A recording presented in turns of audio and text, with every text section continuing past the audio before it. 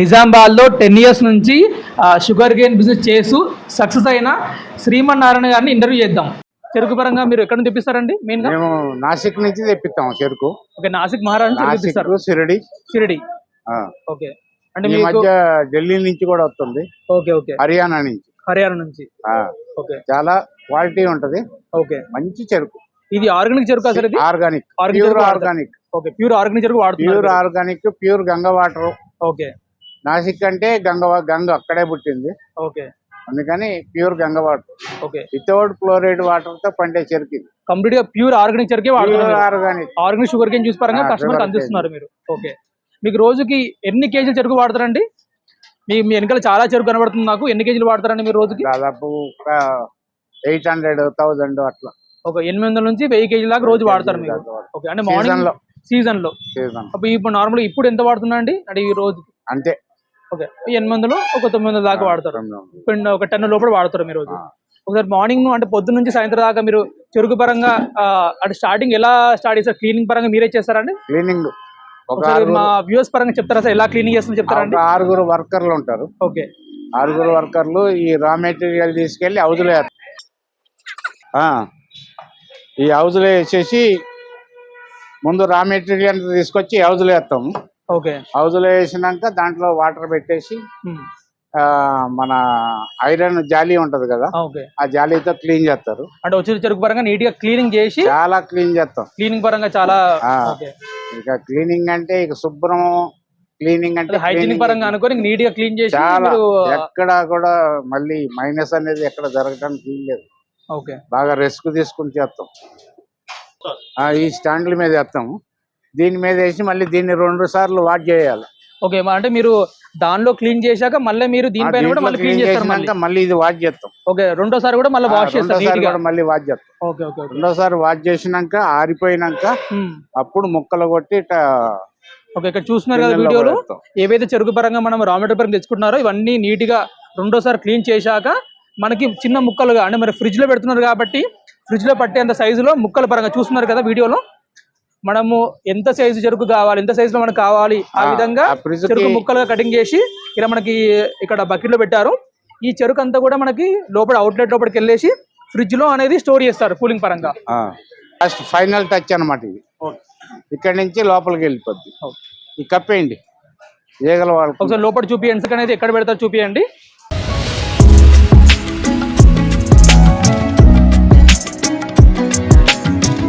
మనము ఏదైతే జ్యూస్ ఎక్కడైతే చెరుకు రసం మిషన్ ఉందో మనది ఎస్జీకే మిషన్ అవుట్లెట్ అప్పటికి వెళ్తున్నాము. లోపల ఎలా బిజినెస్ చేస్తున్నారు చూద్దాము.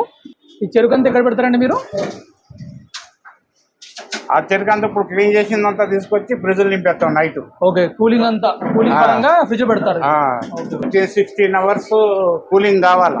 ఓకే ఓకే, ఫ్రిడ్జ్ పరంగా ఈ ఫ్రిడ్జ్ లో ఎంత చెరుకు పడుతుందండి? ఈ ఫ్రిడ్జ్ లో దేంట్లో దాదాపు 7-8. ఓకే, 7-8 క్వింటల్ పడుతుంది ఒక ఫ్రిడ్జ్ లో. కూలింగ్ పరంగా బాగా పెట్టారండి ఇది.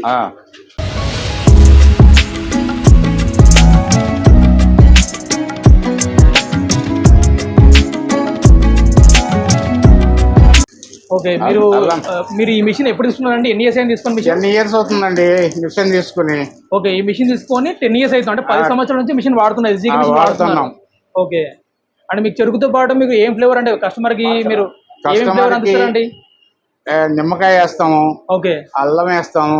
ఓకే, మళ్ళీ సబ్జా వేస్తాము. ఓకే, సబ్జా గింజలు కూడా మీరు షుగర్ కేన్ జ్యూస్ లో వాడతాము. మళ్ళీ పుదీనా వేస్తాము. పుదీనా అంటే కస్టమర్ కి ఏ ఫ్లేవర్ కావాలంటే ఆ ఫ్లేవర్ యాడ్ చేస్తారు. కావాలంటే అంటే ఫ్లేవర్ బట్టి రేట్ సపరేట్ గా ఉంటుందా? అదే రేట్ లో ఉంటుందా? అదే రేట్ కి ఒకటే రేట్. ఏది తీసుకున్నా ఒకటే రేట్ లో అన్ని కూడా ఫ్లేవర్ యాడ్ చేస్తున్నారు. చాలా బాగుందండి మిషన్ పరంగా. గ్రామాల నుంచి వస్తారు మన దగ్గరికి. ఓకే, మిషన్ పరంగా మీకు 2016లో తీసుకున్నారు మిషన్ పరంగా. అంటే ఆల్మోస్ట్ 9 సంవత్సరాలు. ఓకే, ఇప్పుడు మీకు ఎస్జీకే కంపెనీ వాళ్ళు సర్వీస్ పరంగా బాగానే సూపర్. ఓకే, సర్వీస్ పరంగా మీకు ఎలాంటి ప్రాబ్లం లేదు.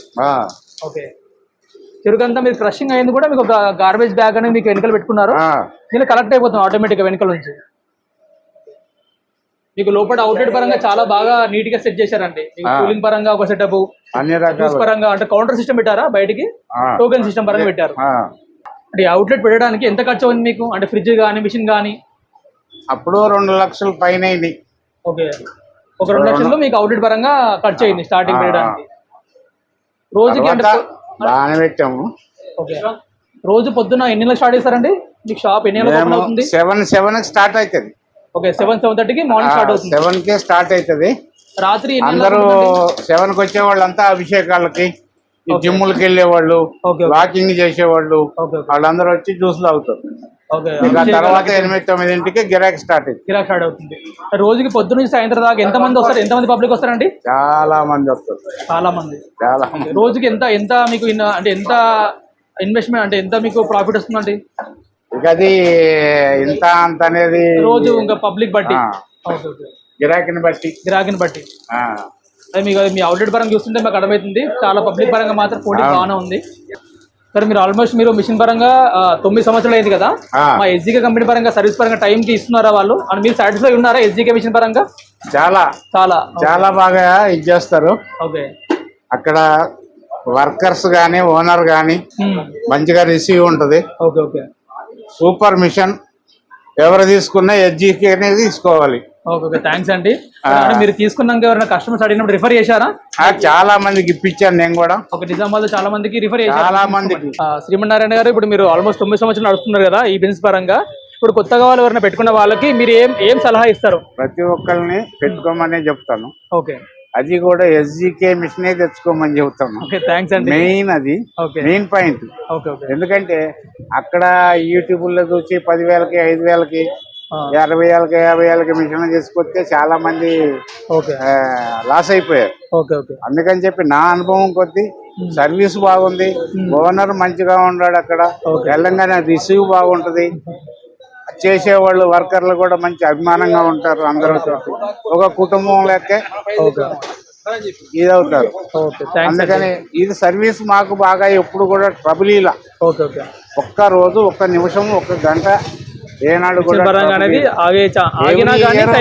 గిరాకీ ఎక్కువ ఉండదు. కాబట్టి ఎవ్రీ ఇయర్ మేము అది బాగుండా సరే తీసుకెళ్లి సర్వీసింగ్ చేయించుకుంటాము.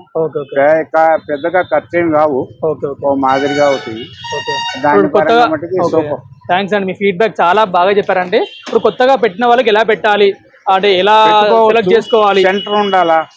ఏదో ఈడిది నడుస్తుందని ఆ పక్క మట పెట్టి వాడు లాసిపోయి అట్లా కాకుండా మనిషికో సెంటర్ చూసుకోవాలి. అంటే పెట్టే సెంటర్ బాగుండాలి. పెట్టే సెంటర్ బాగుండాలా, పబ్లిక్ మంచిగా ఉండాలా. మనం ఎక్కువ పబ్లిక్ సేవ చేసేటట్టు ఉండాలి, కానీ పబ్లిక్ మొత్తం మనమే తినేయాలనే ఆలోచన మట్టి ఉండకూడదు. దీంట్లో వాళ్ళకి ఒక పావలా పోతే మనకో పావలా బెనిఫిట్స్ ఉండాలా. తాగేవాడికి బెనిఫిట్ ఉండాలా, అమ్మేవాడికి బెనిఫిట్ ఉండాలి. మొత్తం ఒక్కడనే కోసు తింటే కుదరదు. 100 మందిని దగ్గర 100 పావలాలు తీసుకుంటే సరిపోద్ది.